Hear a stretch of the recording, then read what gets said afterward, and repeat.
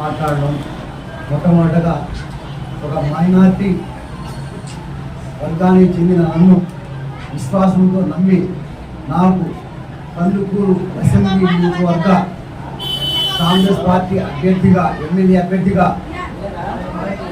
అవకాశం ఇచ్చినందుకు మా డిసిసి ప్రెసిడెంట్ దేవకుమార్ రెడ్డి గారికి తర్వాత షర్మిలమ్మ గారికి ధన్యవాదాలు తెలుపుకుంటున్నాను.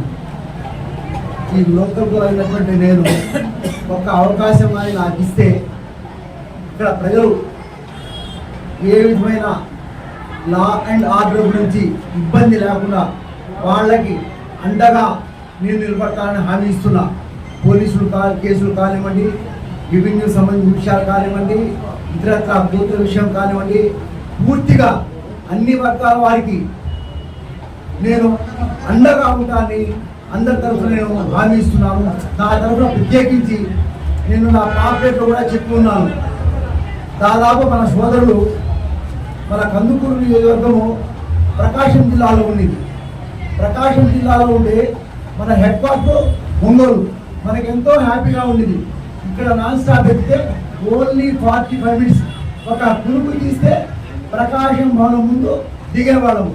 కానీ ఇప్పుడు నెల్లూరు మన హెడ్ క్వార్టర్కి మన అతి నిజమైన పరిస్థితి ఏంటంటే డైరెక్ట్గా మనకి ఇక్కడి నుంచి నెల్లూరు ట్రాన్స్పోర్ట్ బస్సు లేదు. ఇక్కడి నుంచి సిద్ధిరాయకొండ పోయి అక్కడి నుంచి ఎక్కడమా, లేకపోతే సిద్ధిరాయకొండ పోయి ట్రైన్ ఎక్కి నెల్లూరు పోవటమా, లేకపోతే పల్లె వెలుగులో గుంటూరు మీదుగా కావలికి పోయి అక్కడ దిగి అక్కడి నుంచి వచ్చేసి మళ్ళీ నెల్లూరు పోవటమా, ఇది హైదరాబాద్ పోయి వచ్చేంత పని అవుతుంది. మనకు కనీసము ఒక 2 గంటల్లో మనం ఒంగోలుకు పోయి మన పనులు చేసుకొని టిఫిన్ చేసి పోయి మధ్యాహ్నం భోజనం వచ్చే పరిస్థితుల్లో మనం ఉంటే ఇప్పుడు మనల్ని తీసుకుపోయి నెల్లూరులో కలిపి ఏది కనీసం ట్రాన్స్పోర్ట్ కూడా ఆర్టీసీ మేనేజర్ గారిని అయితే ప్రొవైడ్ చేస్తామని డైరెక్ట్గా కందుకూరు టు నెల్లూరు బస్సు లేకుండా పోయిందనమాట.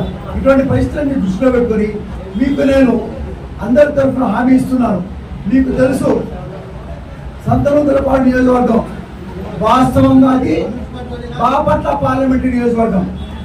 లా అండ్ రూల్స్ ప్రకారము సంతనూతలపాడు బాపట్ల జిల్లాలో ఉండాలి, అంతే కదా. మరి కందుకూరు నెల్లూరు పార్లమెంట్లో ఉంది కాబట్టి కందుకూరుని నెల్లూరు జిల్లాలో కలిపామన్నారు.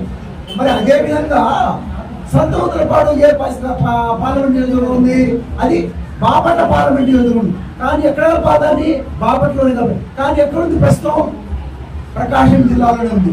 గౌరవనీయులు బాలినేని శ్రీనివాసరెడ్డి గారు కృషి చేసి అదేవిధంగా సంతనూతలపాడు నియోజకవర్గాన్ని ప్రకాశం జిల్లాలోనే ఉంచడం జరిగింది. కానీ మన వాళ్ళు దాదాపు 2.5 నెలల పాటు ఆర్టీఓ ఆఫీస్ ఎదురుగా ధర్నాలు చేసి అది చేసి ఎన్ని చేసినా కూడా మన బ్యాడ్లకో దురదృష్టమో కానీ మనల్ని తిరిగి వచ్చేసి నెల్లూరు జిల్లాలోనే నష్టం జరిగిందన్న. నేను మీకు ఏం చెప్తున్నానంటే ఇప్పుడు ఒక హామీ కూడా ఇస్తున్నాను. నన్ను మన కొప్పుల రాజు గారిని ఎంపీగా ఎమ్మెల్యేగా గెలిపిస్తే, ఒకవేళ కొప్పుల రాజు తప్పనిసరిగా గెలిపించి కేంద్రంలో కూడా కాంగ్రెస్ ప్రభుత్వం వచ్చినా తప్పక వస్తుంది. నేను పొట్టి శ్రీరాములాగా ఆ మరణ నిరాహార దీక్ష చేసైనా కూడా పొట్టి శ్రీరాములాగా ఆనాడు పొట్టి శ్రీరాములు గారు మద్రాసు రాష్ట్రంలో ఉన్నటువంటి మన ఆంధ్రాని విడదీయడానికి 1952 సంవత్సరంలో ఎట్లయితే ఆమరణ నిరాహార దీక్ష మన ఈ ఆంధ్ర రాష్ట్రాన్ని సాధించారో, అదేవిధంగా నాకు కానీ నేను ఎమ్మెల్యే కాకపోయినా ప్రభుత్వంలో ఏ రాష్ట్రం వచ్చినా మా వారి ఎంపీ కానీ అయితే నాకు ఒక అవకాశం ఇస్తే ఆమరణ నిరాహార దీక్షను కూడా ఈ కందుకూరుని వచ్చేసి నేను ప్రకాశం జిల్లాలో కలుపుతానని మీ అందరికీ నేను హామీ ఇస్తున్నాను, ప్రమాణం కూడా చేస్తున్నాను అన్నమాట. ఇది మనకు చాలా అవసరం విషయం. కాబట్టి అందరూ గమనించి మా కాంగ్రెస్ పార్టీకి కొప్పుల రాజు గారికి నాకు ఒక ఎంపీగా ఎమ్మెల్యేగా అవకాశం ఇచ్చి హస్తం గుర్తులో ఓటేసి మీరందరూ వచ్చేసి కాంగ్రెస్ పార్టీ గెలిపించి రాహుల్ గాంధీ గారిని ప్రధానమంత్రిగా చేసి మన దేశ మనుగడను వచ్చేసి చక్కబరుస్తూ ఆశిస్తూ అందరికీ నమస్కారాలు తెలుపుకుంటున్నాను.